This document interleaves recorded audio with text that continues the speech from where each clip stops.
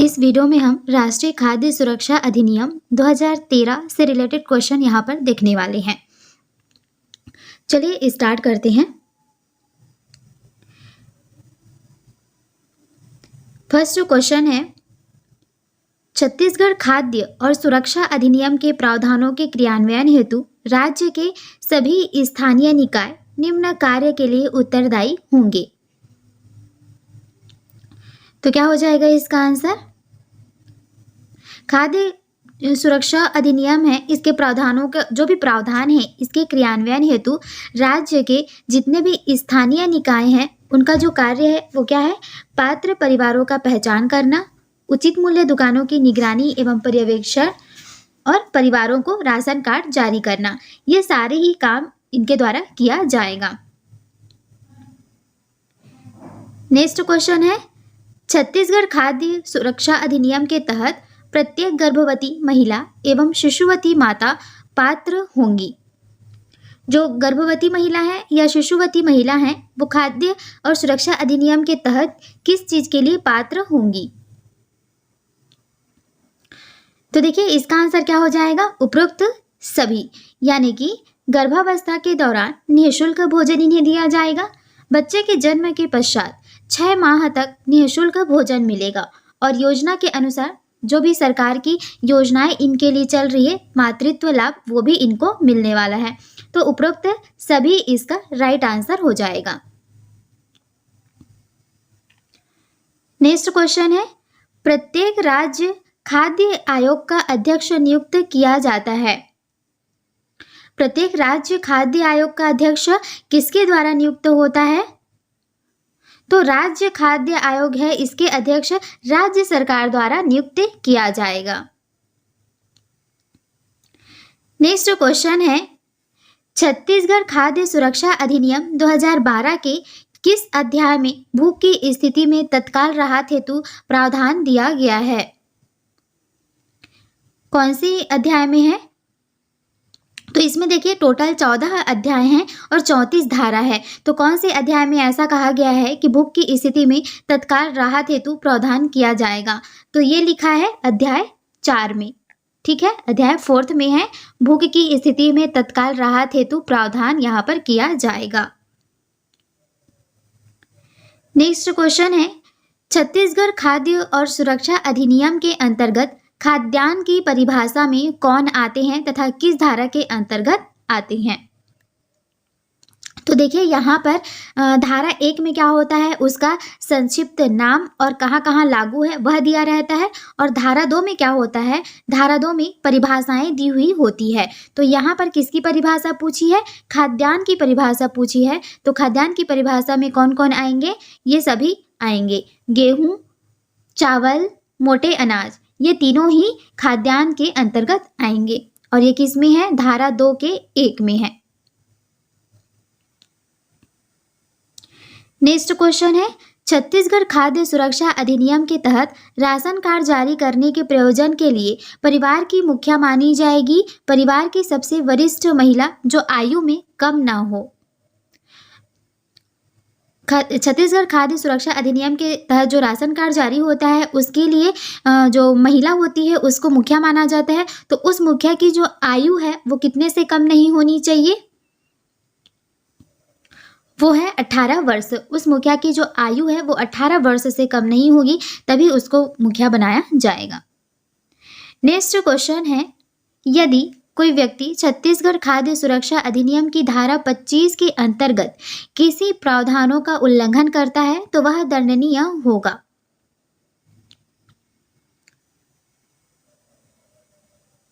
किसके अंतर्गत? आवश्यक वस्तु अधिनियम 1955 के अंतर्गत। धारा 25 के अंतर्गत किन्हीं भी प्रावधानों का अगर वो उल्लंघन करता है तो उसको दंड दिया जाएगा। और किसके अंतर्गत? आवश्यक वस्तु अधिनियम 1955 के अंतर्गत। नेक्स्ट क्वेश्चन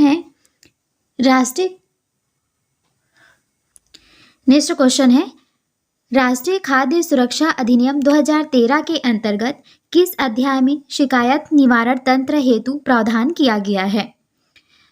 तो देखिए अध्याय इसमें क्या हो जाएगा इसका आंसर? ये होगा अध्याय 7।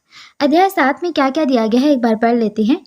इस भाग में अधिनियम के भाग 2 में उल्लेखित पात्रताओं के क्रियान्वयन से संबंधित शिकायतों के शीघ्र एवं प्रभावी निराकरण हेतु शिकायत निवारण तंत्र का प्रावधान दिया गया है। ठीक, इसके अंतर्गत जिला स्तर पर जिला शिकायत निवारण अधिकारी ऐसी शिकायतों को सुनने हेतु अधिकृत किया गया है।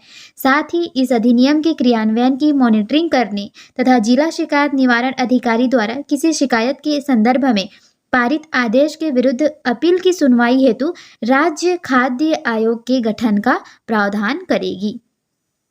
तो इसका आंसर क्या हो जाएगा? आंसर हो जाएगा अध्याय 7 में दिया गया है। यहाँ किसके लिए? शिकायत निवारण तंत्र के लिए। नेक्स्ट है देश में खाद्य सुरक्षा कानून लागू करने वाला पहला राज्य कौन सा है? तो खाद्यान्न सुरक्षा कानून लागू करने वाला जो हमारे देश का पहला राज्य है वो कौन सा है? छत्तीसगढ़ है। नेक्स्ट है छत्तीसगढ़ खाद्य सुरक्षा अधिनियम को छत्तीसगढ़ की विधानसभा द्वारा किस तिथि को पारित किया गया था? विधानसभा में किस तिथि को पारित हुआ? तो विधानसभा में देखिए 21 दिसंबर 2012 में। यहाँ पर याद रखिएगा 2012 लिखा हुआ है ना, तो आखिरी के 12 को यहाँ पर उल्टा कर दीजिए तो क्या बनेगा? 21 बनेगा। आखिरी महीना में दिसंबर में, इस तरीके से आप रिलेट करके याद रख सकते हैं 21 दिसंबर 2012। यहाँ पर लास्ट का 12 को यहाँ पर उल्टा कर देना है। तो विधानसभा में इसी डेट को पारित हुआ था। चलिए नेक्स्ट क्वेश्चन है छत्तीसगढ़ खाद्य सुरक्षा अधिनियम का प्रकाशन राजपत्र में कब हुआ? 21 दिसंबर 2012 को तो विधानसभा में पारित हो गया, लेकिन राजपत्र में कब प्रकाशित हुआ? तो देखिए ये 18 जनवरी 2013 में। अब देखिए दिसंबर आ चुका था 2012, तो अब 2013 में ये क्या हो गया? राजपत्र में शामिल हुआ। कब? 18 जनवरी को। नेक्स्ट क्वेश्चन है राष्ट्रीय खाद्य सुरक्षा अधिनियम 2013 किस तिथि को जारी हुआ था? राष्ट्रीय खाद्य सुरक्षा अधिनियम 2013 किस तिथि को जारी हुआ? तो ये हुआ था 10 सितंबर 2013 को ये जारी हुआ था। याद रखिएगा 10 सितंबर। नेक्स्ट है छत्तीसगढ़ खाद्य सुरक्षा अधिनियम 2012 के अंतर्गत राशन कार्ड प्राप्ति के लिए वर्गीकृत परिवारों में शामिल नहीं है। खाद्य सुरक्षा अधिनियम 2012 के अंतर्गत जो राशन कार्ड वर्गीकृत किया गया है परिवारों में, इनमें से कौन सा नहीं है? तो देखिए अंत्योदय परिवार था, प्राथमिक परिवार था, सामान्य परिवार था, लेकिन अपवर्जित परिवार नहीं था। ठीक है। नेक्स्ट चलिए नेक्स्ट क्वेश्चन है विशेष पिछड़ी जनजाति के परिवार निम्न में से किस परिवार के अंतर्गत छत्तीसगढ़ खाद्य सुरक्षा अधिनियम में शामिल किए गए हैं? विशेष पिछड़ी जनजाति के परिवार को किस में रखा गया है? तो विशेष पिछड़ी जो जनजाति है इनके परिवारों को किसके अंतर्गत रखा गया है? अंत्योदय परिवार के अंतर्गत रखा गया है। नेक्स्ट क्वेश्चन है भूमिहीन कृषि मजदूर, लघु एवं सीमांत कृषक, असंगठित क्षेत्र तथा भवन निर्माण के पंजीकृत श्रमिकों को छत्तीसगढ़ खाद्य सुरक्षा अधिनियम में किस परिवार की श्रेणी में रखा गया है? तो हमने इससे पहले देखा कि जो विशेष पिछड़ी जनजाति है उनको किसके अंतर्गत रखा गया? इनको रखा गया अंत्योदय परिवार के अंतर्गत। लेकिन यहाँ पर पूछा गया है कि जो भूमिहीन कृषि मजदूर हैं, लघु एवं सीमांत जो कृषक हैं और असंगठित क्षेत्र तथा भवन निर्माण के जो पंजीकृत श्रमिक हैं, इनको किसके अंतर्गत रखा गया है? इनको रखा गया है प्राथमिक परिवार के अंतर्गत। नेक्स्ट क्वेश्चन है ऐसे परिवार जिसके मुखिया लाइलाज बीमारी से पीड़ित हैं, लाइलाज मतलब जिसका इलाज नहीं है, इस बीमारी से पीड़ित हैं, उन्हें छत्तीसगढ़ खाद्य सुरक्षा अधिनियम में निम्न परिवार के रूप में माना गया है। तो कोई भी परिवार है जिसकी मुखिया जो है लाइलाज बीमारी से पीड़ित हैं, तो ऐसे परिवारों को किसके अंतर्गत रखा गया? इनको भी अंत्योदय परिवार के अंतर्गत रखा गया, जिसमें कि विशेष पिछड़ी जनजाति को भी रखा गया है। नेक्स्ट क्वेश्चन है यहाँ छत्तीसगढ़ खाद्य सुरक्षा अधिनियम में राशन कार्ड के लिए निम्नलिखित परिवारों को अपवर्जित माना गया है। ऐसे कौन से परिवार हैं जिनको कि छत्तीसगढ़ खाद्य सुरक्षा अधिनियम में राशन कार्ड के लिए अपवर्जित माना गया है? तो यहाँ क्या है, आयकरदाता परिवार इनको नहीं है। अनुसूचित क्षेत्र में 4 अधिक सिंचित भूस्वामी परिवार, अनुसूचित क्षेत्र में 8 हेक्टेयर से अधिक असिंचित भूस्वामी परिवार, इन सभी इनमें से कोई नहीं है जिनको कि अपवर्जित माना गया हो। नेक्स्ट क्वेश्चन है, छत्तीसगढ़ खाद्य सुरक्षा अधिनियम 2012 का संशोधित नाम क्या है? छत्तीसगढ़ खाद्य सुरक्षा अधिनियम जो 2012 है, इसका संशोधित नाम क्या है? तो ये हो जाएगा छत्तीसगढ़ खाद्य और पोषण सुरक्षा अधिनियम 2013। जहां पर छत्तीसगढ़ खाद्य सुरक्षा अधिनियम ही लिखा था, वहां पर किसको ऐड कर दिया गया? पोषण को भी। तो खाद्य और पोषण की सुरक्षा का अधिनियम बन गया 2013। नेक्स्ट क्वेश्चन है, छत्तीसगढ़ राज्य में वस्तु विनिमय के नाम पर आदिवासियों के शोषण पर नियंत्रण हेतु सार्वजनिक वितरण प्रणाली के जरिए निम्नलिखित वस्तु का सबसे पहले वितरण किया गया। तो यहाँ पर आदिवासियों का शोषण ना हो, इसके लिए वस्तु विनिमय जो प्रणाली थी उसमें किस वस्तु का सबसे पहले वितरण किया गया था? तो वो है आयोडीन नमक। नेक्स्ट क्वेश्चन है, राष्ट्रीय खाद्य सुरक्षा अधिनियम 2013 निम्नलिखित श्रेणी के परिवारों का उल्लेख नहीं है। तो राष्ट्रीय खाद्य सुरक्षा अधिनियम जो 2013 है, इसमें किस श्रेणी के परिवार का उल्लेख नहीं है? तो इसमें आपको सामान्य जो परिवार है इसके बारे में कोई उल्लेख नहीं मिलेगा, बाकी दोनों के बारे में मिलेगा, प्राथमिक परिवार और अंत्योदय परिवार। नेक्स्ट क्वेश्चन है, राष्ट्रीय खाद्य सुरक्षा अधिनियम के जरिए वर्ष 2011 की जनगणना के अनुसार देश की कितनी जनसंख्या हेतु रियायती दर पर अनाज का प्रावधान किया गया है? तो ऐसी कितनी जनसंख्या है जिनके लिए रियायती दर पर अनाज का प्रावधान किया गया है 2011 की जनगणना के अनुसार? तो वो हो जाएगा 67%। 67% ऐसी जनसंख्या है जिनको रियायती दर पर अनाज का प्रावधान किया गया है। नेक्स्ट है, छत्तीसगढ़ खाद्य और पोषण सुरक्षा अधिनियम के जरिए वर्ष 2011 की जनगणना के अनुसार प्रदेश की कितनी प्रतिशत जनसंख्या को लाभ मिल रहा है? लाभ कितने लोगों को मिल रहा है? यहाँ पर 82% जो जनसंख्या है इनको इसका लाभ मिल रहा है। किसका? छत्तीसगढ़ खाद्य और पोषण सुरक्षा अधिनियम के लाभ। नेक्स्ट है, राष्ट्रीय खाद्य सुरक्षा अधिनियम में अंत्योदय परिवारों के लिए खाद्यान्न की मासिक पात्रता कितनी रखी गई है? तो इनके लिए रखी गई है 35 किलो। नेक्स्ट है, राष्ट्रीय खाद्य सुरक्षा अधिनियम 2013 में अंत्योदय एवं प्राथमिकता वाले परिवारों के लिए खाद्यान्न को उपभोक्ता की उपभोक्ता दर रखी गई है। कितनी रखी गई है? तो गेहूं के लिए यहाँ पर बोला गया है 2 रुपये, चावल के लिए 3 रुपये प्रति किलो और मोटे अनाज के लिए 1 रुपये प्रति किलो। तो ये सारे सही है, क्योंकि गेहूं के लिए 2 रुपये में मिलता है प्रति किलो और चावल का रेट कितना? 3 रुपये और मोटे अनाज का रेट कितना है? 1 रुपये। तो उसको ऑर्डर वाइज ही पढ़िएगा, मोटे अनाज का पहले पढ़िएगा, फिर गेहूं का पढ़िएगा, फिर चावल का पढ़िएगा। इससे ऑर्डर में याद रहेगा 1 2 3, मोटे अनाज, फिर गेहूं, फिर चावल। नेक्स्ट क्वेश्चन है, राष्ट्रीय खाद्य सुरक्षा अधिनियम में निम्नलिखित में से कौन सी सामग्री का पात्र परिवारों के लिए प्रावधान नहीं है? तो किसका नहीं है? यहाँ पर खाद्य तेल, नमक और दाल, किसी का भी यहाँ पर प्रावधान नहीं है। किसके लिए? राष्ट्रीय खाद्य सुरक्षा अधिनियम के अंतर्गत कोई भी पात्रता परिवार है उनके लिए खाद्य तेल, नमक, दाल, इसमें से किसी का भी यहाँ पर प्रावधान नहीं है। नेक्स्ट है, राष्ट्रीय खाद्य सुरक्षा अधिनियम में प्राथमिक वाले जो परिवार हैं इनके लिए खाद्यान्न की मासिक पात्रता कितनी तय की गई है? देखिए, जो अंत्योदय परिवार हैं उनके लिए तो तय की गई है 35 किलो, और जो यहाँ पर प्राथमिकता वाले परिवार हैं इनके लिए कितना रखा गया? इनके लिए प्रति सदस्य 5 किलो रखा गया है। अगर 2 सदस्य हैं तो वहाँ पर 5-5 की दर से 10 किलो मिल जाएगा, 3 सदस्य हैं तो 15 किलो मिल जाएगा। इस तरीके से प्रति सदस्य 5 किलो रखा गया है। किसके लिए? प्राथमिकता वाले परिवारों के लिए।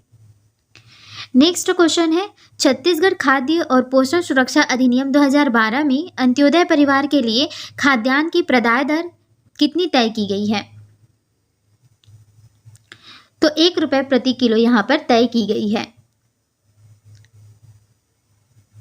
नेक्स्ट है, छत्तीसगढ़ खाद्य और पोषण सुरक्षा अधिनियम 2013 में प्राथमिकता वाले परिवारों के लिए खाद्यान्न की प्रदाय दर कितनी रखी गई है? तो जो अंत्योदय है उसके लिए खाद्यान्न की प्रदाय दर कितनी, 1 रुपये, और जो प्राथमिकता वाले हैं उनके लिए भी कितना रखा गया? उनके लिए भी रखा गया है आपका 1 रुपये प्रति किलो। नेक्स्ट क्वेश्चन है, छत्तीसगढ़ खाद्य और पोषण सुरक्षा अधिनियम 2012 के अंतर्गत सामान्य परिवारों के लिए चावल की उपभोक्ता दर निर्धारित की गई है। जो सामान्य परिवार हैं उनके लिए चावल की उपभोक्ता दर कितनी निर्धारित की गई है?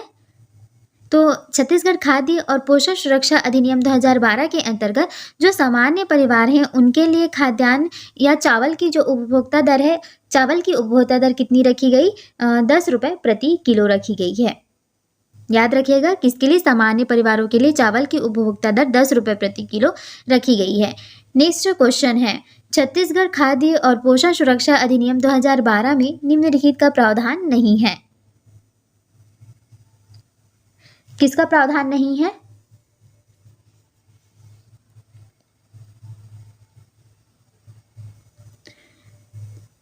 तो देखिए यहाँ पर पहला क्या लिखा है? आवासीय एवं निराश्रितों को निःशुल्क भोजन। तो देखिए ये प्रावधान तो है, जो आवासीय हैं या निराश्रित हैं इनको निःशुल्क भोजन यहाँ पर दिया जाएगा। ठीक। प्राकृतिक आपदा की स्थिति में प्रभावित को 3 महीने तक निःशुल्क भोजन दिया जाएगा। कोई बाढ़ आ जाती है या भूकंप आ जाता है, अगर जान माल की हानि हो जाती है, तो ऐसे लोगों को जो प्रभावित हो चुके हैं इससे, उनको 3 माह तक निःशुल्क भोजन दिया जाएगा। तीसरी बात कही जा रही है, अनुसूचित जाति एवं जनजाति छात्रावासों में निवासरत छात्रों हेतु रियायती में खाद्यान्न रखा जाएगा। तो ये भी सही है। लास्ट क्या लिखा है? पात्रता अनुसार खाद्यान्न न मिलने पर खाद्य सुरक्षा भत्ता का प्रावधान है। ये सुरक्षा भत्ता का प्रावधान इसके अंतर्गत नहीं रखा गया है। नेक्स्ट क्वेश्चन है, छत्तीसगढ़ खाद्य और पोषण सुरक्षा अधिनियम 2012 में निम्नलिखित में से कौन सा प्रावधान शामिल है? कौन सा प्रावधान इसके अंतर्गत शामिल है? उपरोक्त सभी। पढ़ते हैं क्या क्या है। गर्भवती और शिशुवती महिलाओं को आंगनबाड़ी के जरिए निःशुल्क पोषण आहार दिया जाता है। तो बिल्कुल सही है। दूसरा, 6 माह से 6 वर्ष तक की आयु के बच्चों को आंगनबाड़ी के माध्यम से निःशुल्क पोषण आहार दिया जाता है। ये भी सही है। 6 से 14 वर्ष तक के बच्चों को शालाओं में निःशुल्क भोजन भी दिया जाता है, जिसको मध्याह्न भोजन कहा जाता है। ये भी सही है, यानी कि इसकी सारी बातें सही हैं। नेक्स्ट है, राष्ट्रीय खाद्य सुरक्षा अधिनियम एवं छत्तीसगढ़ खाद्य और पोषण सुरक्षा अधिनियम में निम्नलिखित प्रावधान समान हैं। 2 है। देखिए, पहला जो 2012 में आया था राष्ट्रीय खाद्य सुरक्षा अधिनियम, फिर 2013 में आया छत्तीसगढ़ खाद्य और पोषण सुरक्षा अधिनियम। इसमें कौन सा प्रावधान है जो कि एक ही समान था? तो वो कौन सा था? राशन कार्ड परिवार की वयस्क महिला मुखिया के नाम पर। जो भी ऐसे परिवार हैं जिनको कि राशन कार्ड दिया जाएगा, उसमें जो वयस्क महिला होंगी वो उनके मुखिया के नाम पर ये राशन कार्ड जो है वो बनेगा। नेक्स्ट है, राज्य में जारी राशन कार्ड के रंगों के बारे में सही है। तो इनमें से अगर जो सही है उसको बताना है। तो देखते हैं, अंत्योदय जो परिवार हैं इनके राशन कार्ड का जो कलर होता है वो क्या होता है? पीला होता है। तो सही है। दूसरा, प्राथमिकता जो परिवार है इनके जो राशन कार्ड है ये क्या कलर के होते हैं? लाल कलर के होते हैं। और निःशक्त जन जो श्रेणी है इनके जो राशन कार्ड का कलर है वो काला होता है। तो बिल्कुल तीनों बातें सही लिखी हुई है। इट मीन्स क्या हो जाएगा? उपरोक्त सभी इसका राइट आंसर हो जाएगा। नेक्स्ट क्वेश्चन है, राष्ट्रीय खाद्य सुरक्षा अधिनियम 2013 के लागू होने के पूर्व राष्ट्रीय खाद्य सुरक्षा अध्यादेश कब जारी किया गया? तो राष्ट्रीय खाद्य सुरक्षा अधिनियम 2013 जब लागू हुआ तो उसके पूर्व में राष्ट्रीय खाद्य सुरक्षा अध्यादेश कब जारी किया गया था? तो वो अध्यादेश जारी हुआ था 10 अप्रैल 2013 को। ओके, 10 अप्रैल 2013 को इसके लिए अध्यादेश जारी हुआ था। चलिए, राष्ट्रीय खाद्य सुरक्षा अधिनियम 2013 भारत गणराज्य के वर्ष में संसद द्वारा अधिनियमित किया गया। यानी कि जब हमारा देश गणतंत्र बना, कब? 1950 से। 1950 के लिए आपको 2013 तक काउंट करना है। कितना हो रहा है? 64। ठीक, 64वें वर्ष में, गणतंत्र के 67वें वर्ष में ये लागू हुआ, अधिनियमित हुआ। नेक्स्ट है राष्ट्रीय खाद्य सुरक्षा अधिनियम 2013 का विस्तार है। जो धारा 1 में दिया गया है कि राष्ट्रीय खाद्य सुरक्षा अधिनियम 2013 का जो विस्तार है वो कहाँ कहाँ पर है, उसके बारे में आपको बताना है। तो ये देखिए, ये संपूर्ण भारत पर लागू है। ठीक है, इसका विस्तार कहाँ तक है? संपूर्ण भारत में है।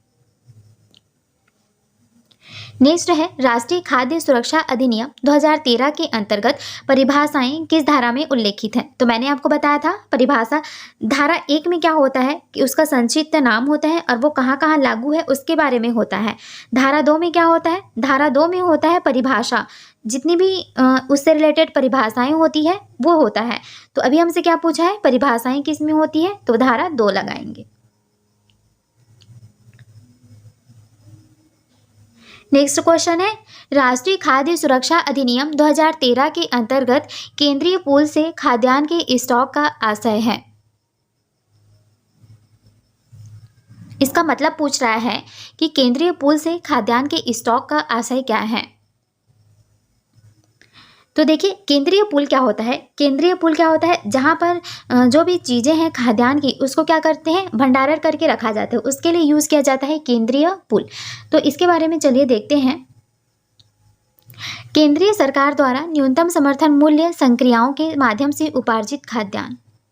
दूसरा, यहाँ पर जो भंडारण रहेगा वो किससे किससे रहेगा? जो केंद्र सरकार है वो कुछ MSP यानी कि न्यूनतम समर्थन मूल्य पर कुछ खरीदती है खाद्यान्न को, तो वो जो खरीदे रहेगी उसको कहाँ कर रखेगी? भंडारण करके रखेगी। और दूसरा, राज्य सरकार द्वारा न्यूनतम समर्थन मूल्य संक्रियाओं के माध्यम से उपार्जित खाद्यान्न, और राज्य सरकार जो MSP में न्यूनतम समर्थन मूल्य में किसानों से खरीदेगी उसको भी भंडारित करके रखेगी। तो भंडारण क्या कहलाता है? केंद्रीय पूल कहलाता है। तीसरा, लक्षित सार्वजनिक वितरण प्रणाली अन्य कल्याणकारी योजना जिसमें आपदा राहत भी शामिल है, इनके लिए जारी किए जाने वाले आवंटन। अब देखिए, यहाँ पर एक प्रावधान ये भी है कि जहाँ पर आपदा होगी और आपदा से प्रभावित जो लोग रहेंगे उनको 3 महीने तक क्या किया जाएगा? मुफ्त खाना दिया जाएगा। तो उसके लिए भी अलग से यहाँ पर भंडारित करके रखा जाता है। ठीक, आपदा के लिए अलग से भंडारित करके रखा जाता है। तो ये तीनों ही बातें यहाँ पर जो लिखी हैं वो क्या हो जाएगा? सही हो जाएगा। नेक्स्ट है राष्ट्रीय खाद्य सुरक्षा अधिनियम 2013 के अंतर्गत पात्र गृहस्थी या परिवार में शामिल है। राष्ट्रीय खाद्य सुरक्षा अधिनियम 2013 के अंतर्गत जो पात्र गृहस्थी है उसमें कौन कौन शामिल है? तो वो हो जाएगा आपका अंत्योदय गृहस्थी और पूर्विकता प्राप्त या प्राथमिकता गृहस्थी। नेक्स्ट है राष्ट्रीय खाद्य सुरक्षा अधिनियम 2013 के अंतर्गत खाद्यान्न से अभिप्राय क्या है? तो मैंने आपको बताया था खाद्यान्न से अभिप्राय क्या है? चावल, गेहूं और मोटा अनाज। तो मोटा अनाज को हम लोग सबसे पहले पढ़ते हैं, फिर गेहूं को पढ़ते हैं और फिर चावल को पढ़ते हैं। यानी कि यहाँ क्या है? मोटा अनाज है। तो इसके लिए कितने रुपए? 1 रुपये। और गेहूं के लिए कितना? 2 रुपये। और चावल के लिए कितना? 3 रुपये रखा गया था। तो ये क्या हो जाएगा? उपरोक्त सभी इसका राइट आंसर हो जाएगा। नेक्स्ट है राष्ट्रीय खाद्य सुरक्षा अधिनियम 2013 के अंतर्गत भोजन से अभिप्राय है। यहाँ पर जो भोजन यहाँ पर यूज हुआ है, राष्ट्रीय खाद्य सुरक्षा अधिनियम 2013 जो अधिनियम है उसमें एक वर्ड यूज हुआ है भोजन। इससे क्या अभिप्राय है? तो भोजन से अभिप्राय है, देखिए, गरम पका हुआ भोजन, खाने के लिए तैयार भोजन और घर ले जाने वाला राशन, ये सभी का मतलब क्या है? भोजन है। तो उपरोक्त सभी। नेक्स्ट है राष्ट्रीय खाद्य सुरक्षा अधिनियम 2013 के अंतर्गत निःशक्त व्यक्ति से अभिप्राय। निःशक्त व्यक्ति किसको माना गया है? समान अवसर अधिकार संरक्षण और पूर्ण भागीदारी अधिनियम 1955 की किस धारा में परिभाषित किया गया है? तो निःशक्त व्यक्ति के लिए किस परिभाषा में व्यक्त किया गया है? तो ये है धारा 2 ना। नेक्स्ट क्वेश्चन है राष्ट्रीय खाद्य सुरक्षा अधिनियम 2013 में कुल कितने अध्याय हैं? तो राष्ट्रीय खाद्य सुरक्षा अधिनियम जो 2013 है उसमें टोटल आपके कितने अध्याय हैं?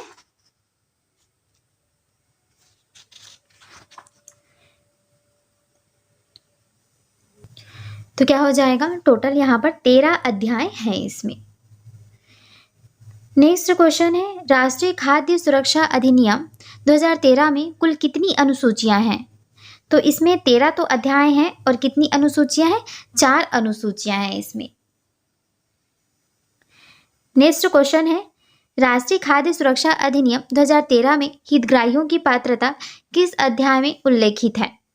हितग्राहियों की जो पात्रता है वो किस में है? ऑप्शन ए यानी कि 2, धारा 2 में है, अध्याय 2 में, अध्याय पूछा है, अध्याय 2 में है। नेक्स्ट क्वेश्चन है, राष्ट्रीय खाद्य सुरक्षा अधिनियम 2013 में हितग्राहियों को पात्रतानुसार खाद्यान्न प्राप्त न होने की दशा में किस अध्याय में खाद्य सुरक्षा भत्ता दिए जाने का प्रावधान है? तो इसमें किसके अनुसार दिया जाएगा? अध्याय 3 में बताया गया है खाद्य सुरक्षा भत्ता के लिए। नेक्स्ट है, राष्ट्रीय खाद्य सुरक्षा अधिनियम 2013 हितग्राहियों की शिकायत के निराकरण हेतु अध्याय 7 में निम्नलिखित का प्रावधान किया गया है। तो आपकी शिकायत के लिए अध्याय 7 में बताया गया है किसके माध्यम से शिकायत किया जा सकता है? कॉल सेंटर, हेल्पलाइन, नोडल अधिकारी, जिला शिकायत निवारण अधिकारी और राज्य खाद्य आयोग, इन सभी के द्वारा यहाँ पर शिकायत किया जा सकता है। नेक्स्ट है, राज्य खाद्य आयोग में अध्यक्ष एवं सचिव सहित सदस्य सहित सचिव के अतिरिक्त कितने अन्य सदस्यों का प्रावधान किया गया है? यानी कि जो राज्य खाद्य आयोग है इसमें अध्यक्ष एवं जो सदस्य सचिव है इसके अतिरिक्त और कितने सदस्यों का प्रावधान यहाँ पर किया गया है? तो वो हो जाएगा 5। नेक्स्ट है, राज्य खाद्य आयोग में अध्यक्ष एवं सदस्य की सेवा अवधि कितनी निर्धारित की गई है? तो राज्य खाद्य आयोग में अध्यक्ष एवं सदस्य की सेवा अवधि जो है कितनी रखी गई है? पद ग्रहण से 5 वर्ष अथवा 65 वर्ष की आयु। नेक्स्ट क्वेश्चन है, राष्ट्रीय खाद्य सुरक्षा अधिनियम 2013 के प्रभावशील होने से निम्नलिखित निरसित हो सकते हैं। उपरोक्त सभी। राष्ट्रीय खाद्य सुरक्षा अध्यादेश 2013 ये भी निश्चित हो जाएगा और अध्यादेश के अधीन राज्य सरकार द्वारा दी गई समस्त कार्यवाही ये भी निराशित हो जाएगी और अध्यादेश के अधीन जो अधिरोपित शक्ति है ये भी यहाँ पर निरसित हो जाएगी। तो ये थे हमारे कुछ क्वेश्चन। अगर वीडियो आपको पसंद आया होगा तो वीडियो को लाइक कर दीजिए और शेयर भी कर दीजिए। Thank you.